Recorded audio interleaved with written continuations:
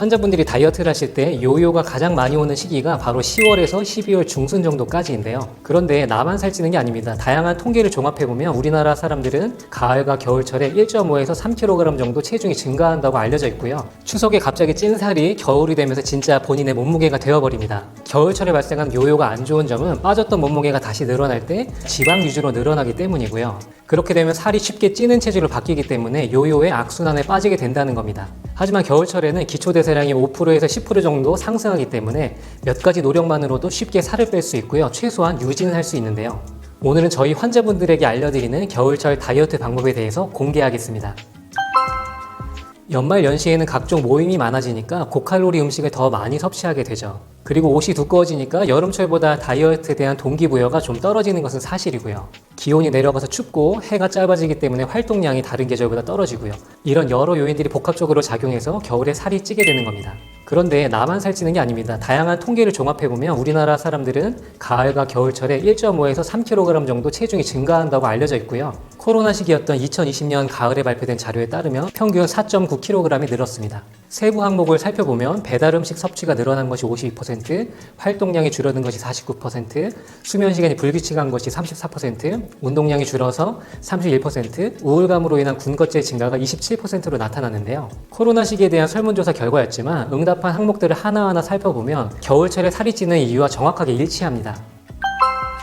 이 내용은 아시는 분, 모르시는 분이 반반 정도 되는 것 같아요. 사실 겨울은 기초대사량이 높아지고 갈색지방도 활성화되기 때문에 이론적으로 살 빼기 좋은 다이어트 시즌이기도 한데요. 물론 고수분들은 이런 이점을 활용해서 살을 많이 빼기도 하시죠. 하지만 현실에서는 통계가 알려주듯이 대부분의 사람은 살이 찌게 됩니다. 왜 살이 쉽게 찌고 잘 안 빠질까요? 첫 번째로 겨울철에 기초대사량이 5에서 10% 증가하는 것은 다이어트에 도움되는 장점인데요. 날씨가 추워지게 되면 우리 몸은 체온 유지를 위해서 에너지를 더 사용하게 되죠. 그래서 숨만 쉬어도 쓰는 에너지가 늘어납니다. 이 효과를 체중 감소로 잘 연결하려면 평소 활동량이 유지되어야 하는데요. 하지만 겨울철에는 추운 날씨와 짧아진 낮 시간 때문에 오히려 신체 활동이 줄어드는 경우가 많아집니다. 기초대사량은 높아졌지만 총 에너지 소모량은 낮아지는 상황이고요. 그러니까 쉽게 살이 찌게 됩니다. 두 번째로 추운 환경에서 활성화되는 갈색지방이 있습니다. 인체의 보일러와 같은 역할을 하는데요. 갈색지방 속에는 미토콘드리아가 많기 때문에 열을 막 생산해내서 몸을 따뜻하게 만들고 칼로리를 소모시키는 작용을 합니다. 그래서 잘 활용하면 살 빼는 데 도움이 되는데요. 하지만 겨울철에는 앞서 말씀드렸듯이 본능적으로 고칼로리 음식을 선호하는 경향이 있습니다. 겨울에 생각나는 붕어빵, 호떡, 호빵, 군고구마 같은 음식은 체온 유지를 돕지만 과도하게 섭취하면 갈색지방의 칼로리 소모 효과를 압도하게 됩니다.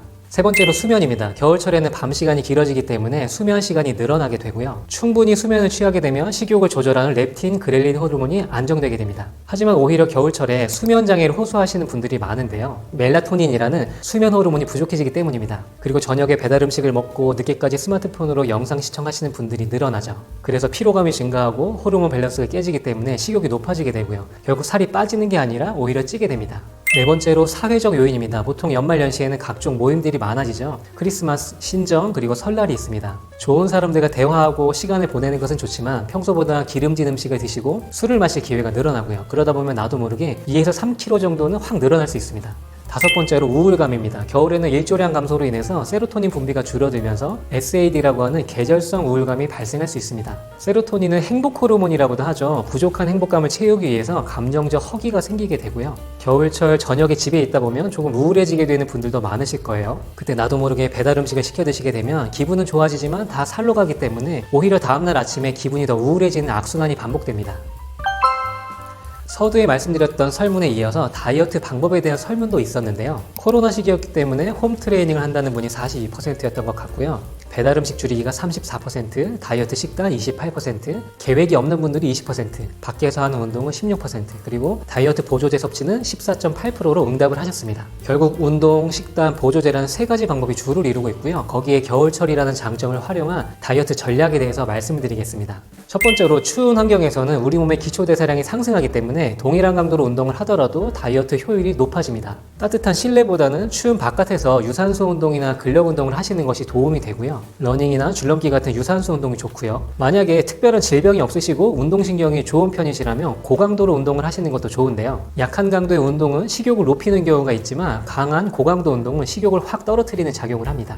유산소 운동을 인터벌 운동 방식으로 고강도로 진행해 보시는 것도 추천하고요. 좀 더 쉽게 하시려면 천천히 즐기면서 걷는 슬로우 조깅도 좋습니다. 식후에 햇볕을 쬐며 산책하시면 혈당 스파이크도 막고 멜라토닌과 세로토닌 합성에도 도움되기 때문에 수면의 질을 높이고 우울감도 개선한다는 장점이 있습니다. 추운 환경에서 운동을 하시더라도 옷을 너무 두껍게 입으시면 효과가 줄어들 수 있기 때문에 얇은 옷을 여러 겹 입는 것을 추천합니다. 두 번째로 외냉, 내화 방법인데요. 우리 몸의 바깥쪽에 있는 피부는 차갑게 하고 몸속은 따뜻하게 해주는 겁니다. 추운 환경에 주기적으로 노출되면 체온을 유지하기 위해서 더 많은 에너지를 소비하고요. 기초 대사량이 높아지기 시작합니다. 10초에서 30초 정도로 냉수 샤워를 해주시는 것도 좋고요. 실내 온도를 15에서 19도 정도로 조금 낮게 유지하시는 것도 좋은 방법입니다. 특히 잘 때 온도를 19도 정도로 맞춰주시면 자면서도 살이 빠지는 효과를 얻으실 수 있습니다. 찬물을 마시는 것도 기초 대사량 상승 효과가 있지만 겨울철에는 감기 걸리는 것 자체가 다이어트에 안 좋은 영향을 미치기 때문에 찬물은 꼭 안 드셔도 됩니다.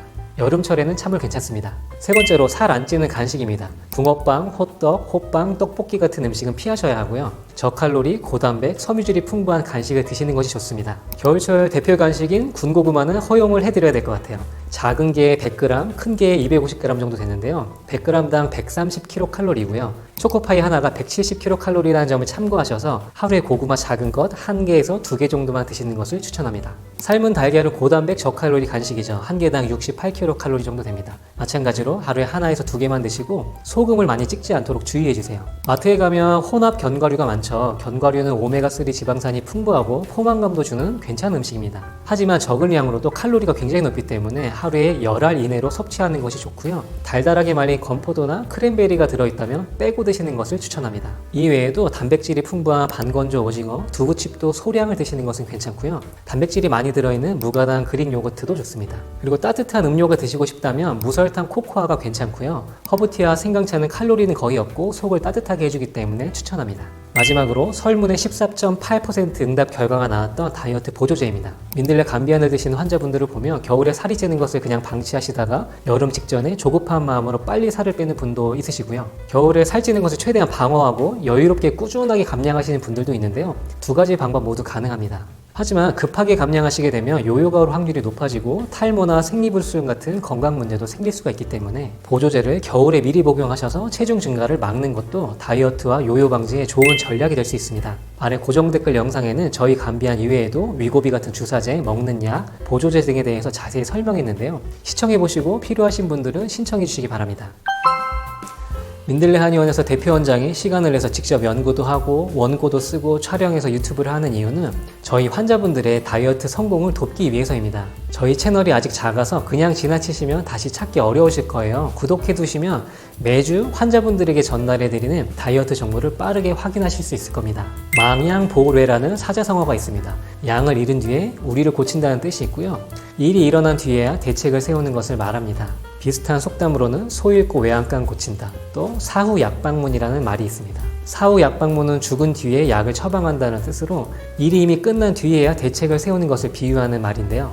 이번 겨울에는 살찌기 전에 요요가 오기 전에 미리 다이어트를 시작해 보시길 바랍니다. 다음 주에도 좋은 영상으로 찾아뵙겠습니다. 모두가 건강하게 날씬해지시는 그날까지 화이팅!